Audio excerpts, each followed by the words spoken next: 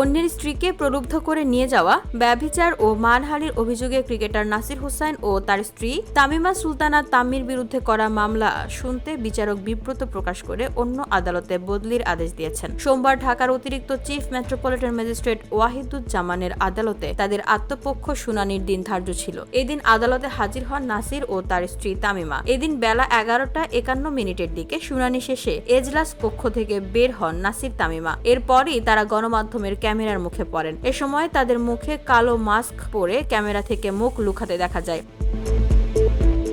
স্ত্রীর সামনে এক প্রকার ঢাল হয়ে দাঁড়ান নাসির। এরপরও যখন গণমাধ্যমের ক্যামেরা থেকে নিস্তার নেই দেখে স্ত্রীর হাত ধরে জোরে হাঁটতে দেখা যায় নাসিরকে। গণমাধ্যমের ক্যামেরা থেকে তবুও রেহাই না পেয়ে আবার থমকে দাঁড়ান তারা দুজন। পরে আবার পিছনের দিকে স্ত্রীর হাত ধরে জোরে হাঁটতে থাকেন। এ সময় নাসিরকে তার স্ত্রী তামিমা বলেন, এভাবে যাওয়া যায় না, হাঁটবো কিভাবে? এ সময় নাসিরের সঙ্গে থাকা কয়েকজন সাংবাদিকদের উপর বিরক্ত হন। পরে তামিমা সিএমএম আদালতের সিঁড়ি দিয়ে ও ক্রিকেটার নাসির সিজিএম আদালতের ভবনের দিকে দুজনকে দুদিকে যেতে দেখা যায়।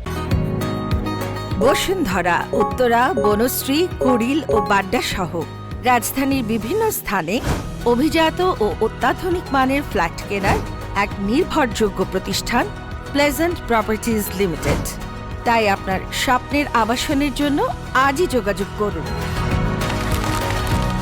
Pleasant properties limited, where destiny matures eventually. এদিকে এদিন নাসির তামিমার পক্ষে অ্যাডভোকেট আজিজুর রহমান দুলু আদালতে দুটি আবেদন করেন। এর মধ্যে বাদী পক্ষের আইনজীবী ইসরাত হাসানের বিরুদ্ধে আদালত অবমাননার অভিযোগে একটি আবেদন করেন। কারণ হিসেবে বলেন, এ মামলার বিচার চলছে। এ অবস্থায় বাদী পক্ষের আইনজীবী গত 16 এপ্রিল মিডিয়াতে বলেন, নাসির হোসেন ব্যভিচার করে তামিমাকে প্রলুব্ধ করে নিয়ে গেছেন। এ বিষয়ে আদালতে বিচার চলছে। বিচার শেষে আদালত রায়ের মাধ্যমে নির্ধারণ করবেন নাসির তামিমাকে প্রলুব্ধ করে নিয়ে গেছেন কিনা এবং ব্যভিচারের সম্পর্ক করেছেন কিনা। একই সঙ্গে আসামিদের আত্মপক্ষ শুনানিতে উচ্চ আদালতের নির্দেশনা অনুযায়ী মামলার পুরো অভিযোগ না শুনিয়ে সারসংক্ষেপ পড়ে শোনানোর আবেদন করেন। এদিকে বাদী পক্ষের আইনজীবী আদালতে অভিযোগ করেন, আসামি পক্ষের আইনজীবী আগে বাদী পক্ষে মামলা পরিচালনা করেছেন। আইন অনুযায়ী তিনি এখন আসামি পক্ষে মামলা পরিচালনা করতে পারেন না। দুপক্ষের শুনানি নিয়ে আদালত বলেন, উভয় পক্ষেরই আবেদন দেওয়ার অধিকার আছে। এটা একটা ব্যস্ত আদালত। এক মামলার শুনানি করতে যে ধৈর্য দরকার এত সময় এই আদালতের নেই। এতে অন্য মামলায় ইফেক্ট পড়ে। আমি আসলে বিব্রত বোধ করছি। মামলাটা অন্য কোর্টে পাঠিয়ে দিই, এতে আপনারা কি নাখোশ হবেন? তখন আইনজীবীরা বলেন, এতে তাদের আপত্তি নেই। তখন আদালত বলেন, মামলাটা বদলি করে চিফ মেট্রোপলিটন ম্যাজিস্ট্রেট বরাবর পাঠিয়ে দিচ্ছি। সিএমএ মামলাটি একটা অন্য কোর্টে পাঠিয়ে দেবেন।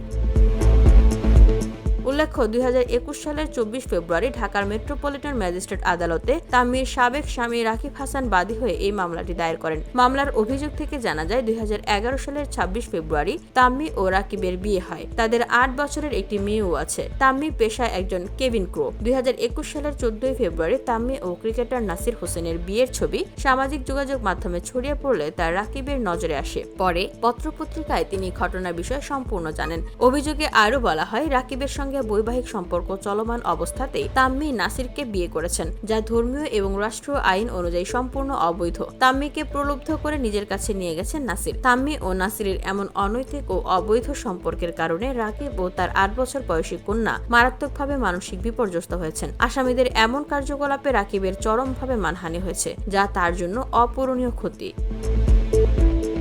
VOD Bangla news desk.